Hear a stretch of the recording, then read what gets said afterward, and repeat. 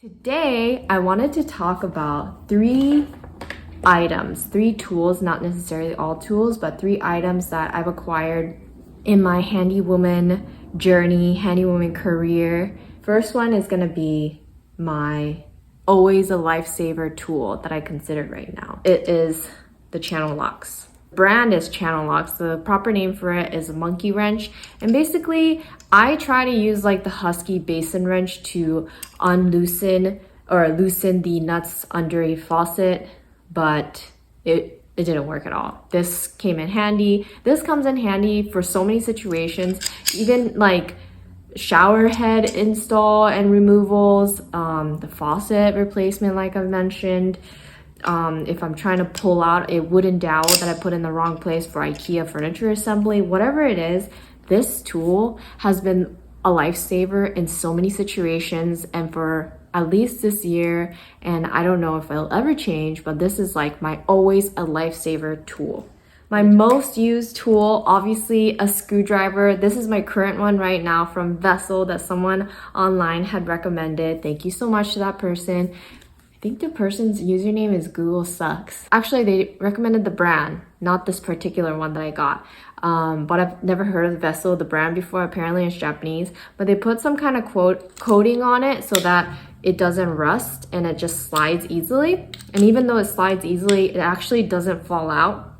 And I know the shape is weird, but it's like all rubber grip. It's very ergonomic and it comes with 2 other two other screwdriver sets that you can try, or you can use like a really tiny or Phillips head, and I think they're all Phillips head in different sizes, but this one is the flathead. And then lastly, the unusual that I wouldn't have guessed to even purchase back in the day before I started this whole career change is my apron, my work apron. And I'm not like completely smitten by this brand or anything like that, but I've noticed that almost all work aprons come with this amount of pockets, this design, just like 3 droopy ones in the front, 3 tighter ones in the back, the part for a hammer, like for scissors, and I usually put scissors in there, and then like for pencils, and then another pouch here. It's almost always the same amount of pockets, which is fine. But this particular one was like something like $15 that I got on Amazon. It is very durable, and I've got some bleach on it a little bit. It's from Tenacious Ergodyne Work Gear, established 1983, and I'm very, very happy with it. If this gets torn and ripped apart and just it's just too loved and I need to let it go, that's when I'll invest in a more expensive brand. But I do like the lightweightness of it, and honestly, if you're going up and down a ladder because you're installing a curtain rod or something, or you're putting up shelves or whatever it is, instead of going back or putting everything in your pocket, like your screwdriver, your level, your pencil, your anything that you might need, you could just stick it in here. And what I usually have been doing, instead of sticking it in here and like digging around my apron pocket to find the tiniest drill bit, I would actually put a pencil here and put a thicker drill bit in this one, and then next to the pencil a skinnier drill bit so that it's easier to slip in and out of. This apron has been such a time saver in that I don't have to go run back and forth from my ladder, getting stuff on my tool bag. I'm efficient, I have everything I need. Those are my always the lifesaver tool, most used tool, and the unusual but time saver, also a lifesaver, and daily used item. So thank you for watching this section. Let's move on to the next section. I just went to get my bumper replaced after that fender bender, and I'm so relieved. Everything went really well. So the next thing I want to talk about is the drill. Mr. Drill, my power drill. This is from DeWalt. I don't have any bits in there, but I just want to share some quick tips about it, things I've learned, things I've discovered. But briefly, I want to talk about why I really like the drill driver, in that I already had like this one bit set And if you do furniture assembly, you know that sometimes you need an Allen wrench and you need to use this little thing over and over. So instead of that, this set has a bunch of Allen wrench bits. So you could just, even though it's made for this little short screwdriver, you can just put it in a drill driver because it's not like an impact, and you can just use the Allen wrench for it. When it comes to finding studs, a lot of these drill bits, like this is rated for an impact, that's why you have this little groove here. That's how you know it's rated for an impact, because it clips on. I didn't know that before. But anyway, I like these better than like a regular like cylinder kind of drill bit like this one, because it has the sides, the 3 sides have something to grab on rather than grabbing onto a circular end. So anyway, that's why I like the bits rated for impact, even though I just have the regular drill driver. But anyway, so when you drill into the wall, let's say you're trying to find a stud specifically, and you drill a pilot hole or you drill a tiny hole just to make sure that you are indeed drilling where the stud finder says there is a stud, right? But because this drill bit is so short, right? Even though the stud finder detects that there is a stud right behind that part, it won't reach it. So that was why I thought my stud finder was broken, but it wasn't. So instead of using just this, sometimes it is able to reach it. Sometimes it is able to reach it, but most of the time it's not, even though the stud finder is correct. So I have a 5/16 drill bit. I think this is the one that I could find. The smallest, longest one that I could find.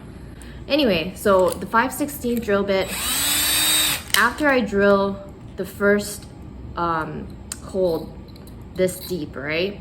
And it's still not enough to hit the stud, even though the stud finder says there is a stud right there. I will switch it out with this drill bit, and even though the hole will get bigger and you don't know if the stud is actually gonna hit, at least with this you have a longer neck so that you can indeed verify if the stud finder was correct or not. So this is really useful because, as you can see, impact drill bit set that I have from Milwaukee, all of them, even though it comes in different sizes, the length of them are almost the same. Even this one, you can only drill up to here. So I want to also briefly talk about anchors, drywall anchors, and different plastic anchors, and the differences between the 3. These, they don't have like a lip like this one does. You see the lip right there? That allows it for it to tug or lay flat on the front part of the drywall. As with these are for like cement, some kind of masonry, so that you drill the hole and you can just stick this whole thing in there. No, there doesn't have to be any lip. And then we have these that could also come in metal material instead of just like a white plastic, and they're supposed to be self-drilling drywall anchors, and I made a video about this, verifying that you can indeed drill into, or you can indeed stick this into the drywall without making a pilot hole. Obviously making a pilot hole will make it easier, and I still don't like this because even if you are able to drill into drywall just with this and not with the making a hole with the drill first, you can still push so hard that you can strip the Phillips head because it's just plastic, and then once it goes in and it gets tight at the very end, you can easily break off the plastic. It's just not an ideal drywall anchor. I hate these so much. It almost always comes with it. I try to swap it out with the ones that I have when I have to do like curtain rods or something, and it comes with all of these, but I'm like starting to accumulate so many of them that I would rather just use it up. So I have found that the best way to use them, if you have to, is to make an initial hole. Actually, I just make an initial hole, make sure you don't hit a stud. If you don't hit a stud, then grab your 3/8 bit and drill a giant hole, and then use a screwdriver to screw this in, and then use a screwdriver to screw the screw in. So it's just like kind of inefficient use, as with these, you just create the hole like this size. You would create a 1/4 of an inch hole, right? And then it goes halfway in with your hand, and then once it goes in, you just tap it with the a little hammer all the way so the lip is just against the edge of the drywall, and then you screw in the screw. If you have other tips, obviously please share them in the comments down below. Like if there is another way to use this properly without it easily breaking and me having a fit about it every single time and hating them so much, please list them down below. One little baby, two little babies. Okay, so the third part of this video, something that I've wanted to do for a really long time, but I kept forgetting, is to take the Meyer Briggs test to figure out my personality, get introspective. I looked at the Meyer Briggs test, like the actual website for them, and you're supposed to pay $50 for it. So I found an alternative. It's called 16personalities.com, and it has like the letter thing system that the Meyer Briggs test also has. So I'm gonna do this test instead on my computer here. Scroll down. You regularly make new friends. Disagree. You spend a lot of your free time exploring various random topics that pique your interest. I'm more agree than not agree here, but I'm not gonna show you all my results. You would love a job that requires you to work alone most of the time. All right, so here are my results. I am an advocate, INFJT. My mind determines how I interact with her. I'm extremely introverted. My energy is intuitive, well, kind of half-half almost. My nature is feeling. I go by feeling, not by thinking. My tactics are judging and judging more than prospecting. My identity is turbulent than assertive. So there are quite a few categories here that I need to read, but I feel like that's gonna be pretty personal. So I just read the strengths and weaknesses. Obviously, I don't want to sit here and agree with the strengths and whatever and sound like an idiot to you. So I wanted to read the weaknesses and how I can work on them, if they're true, if they apply to me. The first weakness is sensitive to criticism. Yes, I am extremely sensitive to criticism, but it really depends on who I am being criticized by. Like if I'm being criticized by a stranger or a client that I don't respect, or, you know, whatever, people that I don't respect, obviously I'm not gonna be sensitive to that. But if it's like a former boss, if a boss is telling me these things, or people that I respect, obviously that hurts a lot more. Like whenever I get criticism in a professional setting, my initial like physical reaction is wanting to burst into tears. And I think a lot of people are that way too. But I always try to not cry in professional settings, obviously, because I don't want to look weak and I don't want to look unprofessional.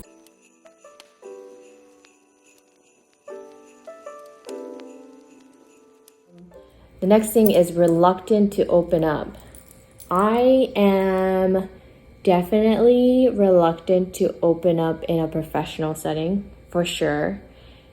I try to keep everything, when it comes to like bosses and people that I work with, I try to not open up about that kind of stuff. Although it's been really different with doing handywoman work and with clients, because it's not like an authoritative figure, right? Your clients, you're kind of like aligned in the same level, and you can make connections that way because the relationship is completely different. I'm really shy, even in social settings. That's why I'm usually drinking. But that enables me to open up, which allows me to make connections with people that I might not know. And oftentimes that ends up being better friendship, because I was finally able to be more vulnerable and open, and instead of being so reserved and quiet. So it's like good and bad thing. It usually involves alcohol, so I guess it's a bad thing, but it's definitely a help.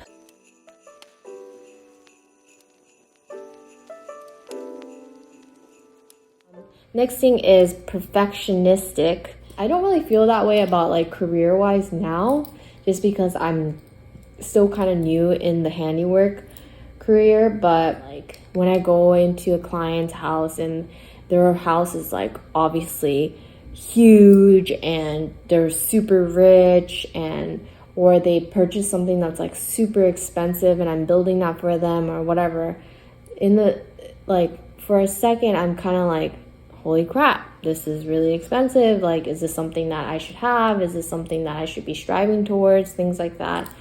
But living here in California has made me realize that there are so many people with that. Like, there are so many people that have fancy things, and that might be like, that might have perfect things, and it's become so normal that even though I don't have the fanciest things or the biggest house or whatever, I don't strive for those things too much anymore.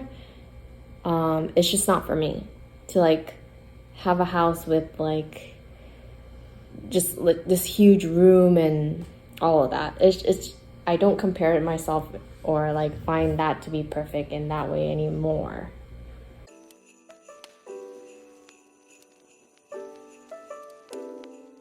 Like whenever I have flashbacks of that or like thoughts of that, like, oh my gosh, they have like a pond outside their house, like that's so awesome, I want something like that, so beautiful to look at, it makes me go back to like, but I don't want all that space. I want a small house where I can see everything. Like, I don't want a pond that I have to take care of and, you know, clean all the time and, you know, take care of and maintain. I don't want that. I'd rather have my little things with everything that I need within reach, and then use the rest of my energy to like build another house for the elderly or create more things for other people to enjoy and they can maintain and they can take care of, you know. Next, avoiding the ordinary. I've definitely dealt with that in my 20s, but here now and just recently, I'm seeing more the purpose of smaller steps that lead to bigger visions, of being able to build my own house. And then the big next vision is to be able to teach other women.